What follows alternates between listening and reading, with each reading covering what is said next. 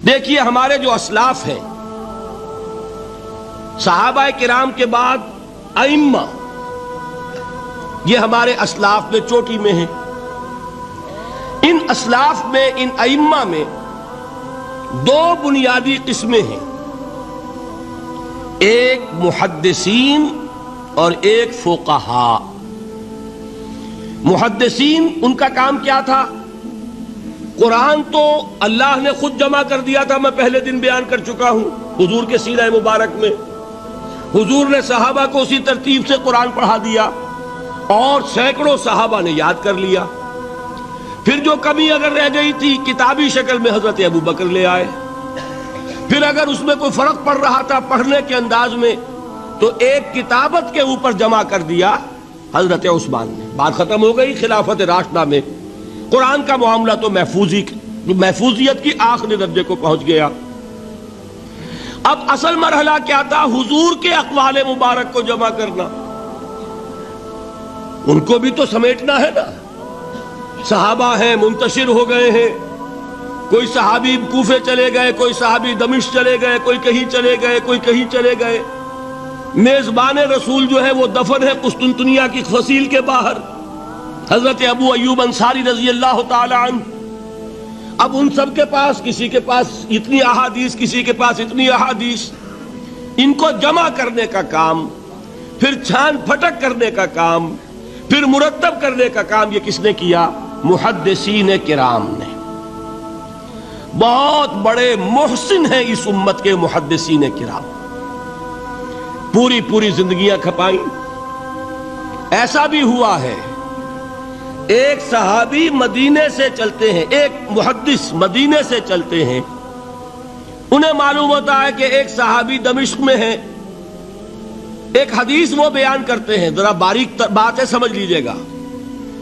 ان کو وہ حدیث معلوم تھی، لیکن وہ حدیث 3 راویوں کے راستے سے آ رہی تھی۔ ان کے پاس جو حدیث تھی وہ 2 راویوں کے حوالے سے تھی۔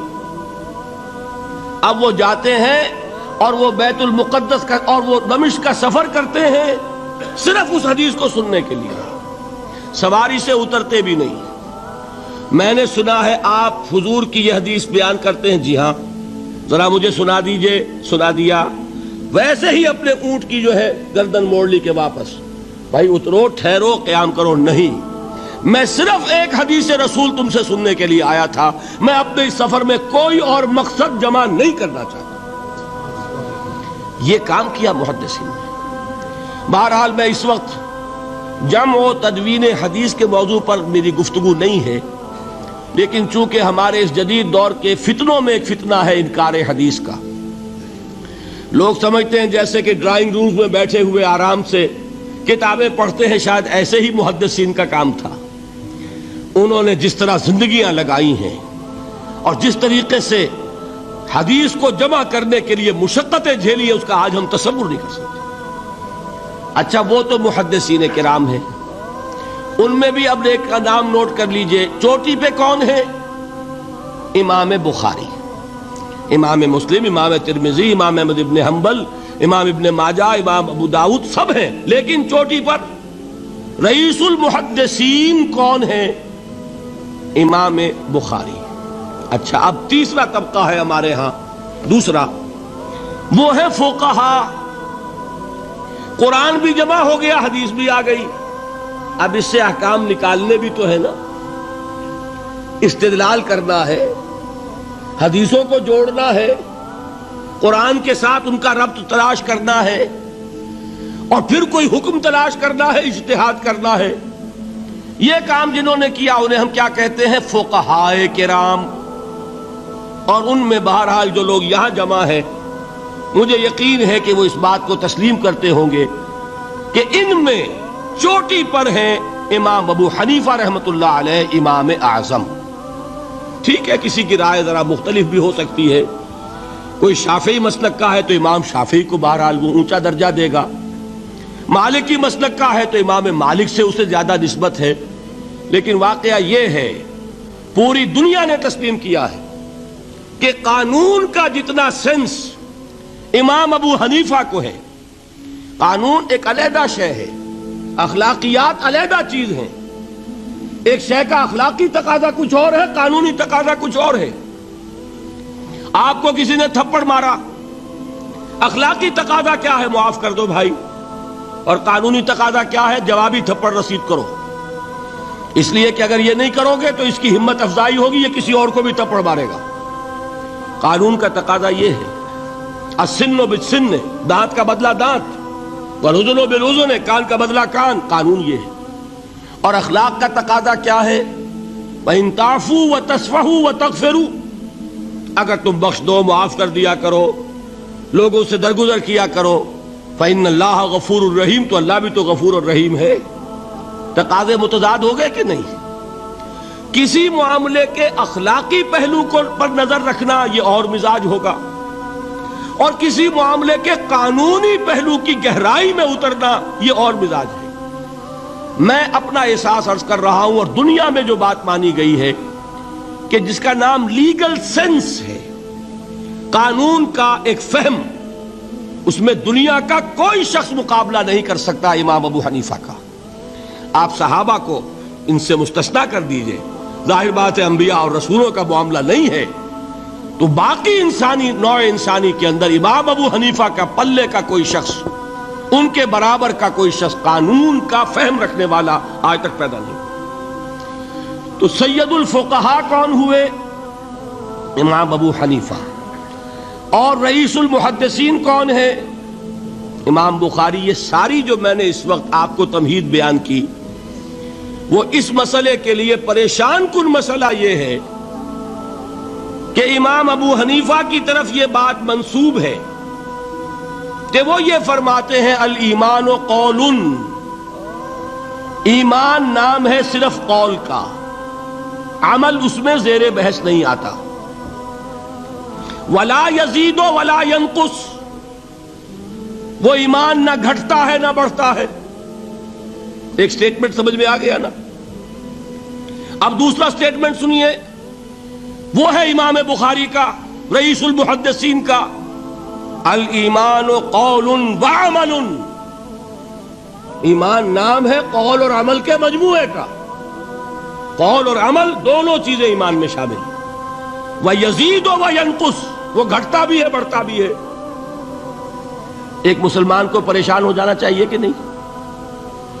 ایمان جیسی بنیادی بات، سارا قصر تو یہیں سے تعمیر ہونا ہے، جڑ بنیاد ایمان ہے۔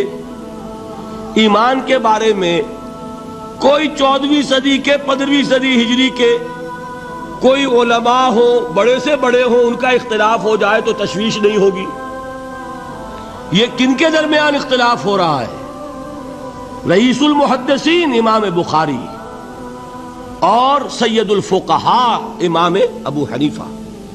اور کتنا بنیادی اختلاف، بظاہر متضاد باتیں، بظاہر کہہ رہا ہوں میں نے کہا تھا مجھے پہلے آپ کو پریشان کرنا ہے، پھر تاکہ آپ کی سمجھ میں بات آئے یہ پریشانی رفع کیسے ہوتی ہے، اسی سے علم میں اضافہ ہوتا ہے۔ بات جو ہے وہ گہرائی کے ساتھ سمجھ میں آتی ہے کہ مسئلہ پہلے سامنے ہو، مسئلے کی اہمیت سامنے نہیں ہوگی تو آپ توجہ اتنی نہیں کریں گے۔ تو دیکھیے تضاد کتنا ہے، بعد المشرقین جسے کہتے ہیں ہم اپنے محاورے میں، کہ ایک مشرق کی بات ہے تو دوسری مغرب کی ہے۔ الایمان قول، نہیں، الایمان قول وعمل، تضاد ہے نا۔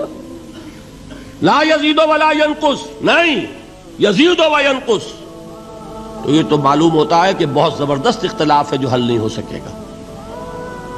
اللہ تعالیٰ کا شکر ادا کرتا ہوں، اس نے اس کا حل سمجھایا، اور کیسا سمجھایا؟ میں پورے انشراح صدر کے ساتھ کہہ رہا ہوں، اس میں کوئی تصنع نہیں، کوئی تکلف نہیں۔ میرے نزدیک دونوں باتیں 100% درست ہیں۔ یہ نہیں کہ 50% یہ درست 50% وہ درست، نہیں، یہ بھی 100% درست، یہ بھی 100% درست۔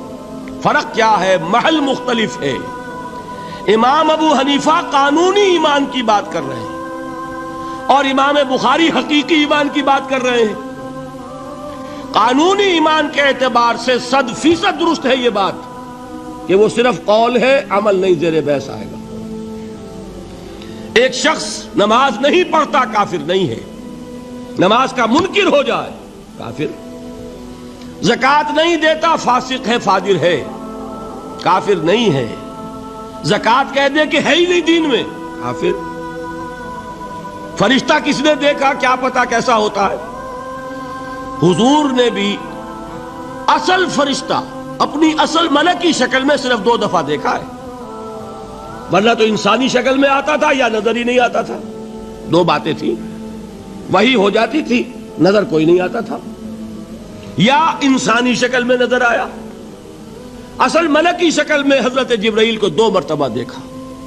وَلَقَدْ رَآهُ بِالْأُفُقِ الْمُبِينِ وَلَقَدْ رَآهُ نَزْلَةً أُخْرَى عِنْدَ سِدْرَةِ الْمُنْتَهَى، ایک مرتبہ افق مبین پر دیکھا، ایک مرتبہ سدرۃ المنتہا کے پاس جبرائیل اپنی اصل شکل میں ظاہر ہوئے۔ اب ظاہر بات ہے ہم نے تو نہیں دیکھا نا، لیکن ہم مانتے ہیں جبرائیل کو، مانتے ہیں فرشتوں کو، نہیں مانیں گے کافر ہو جائیں گے۔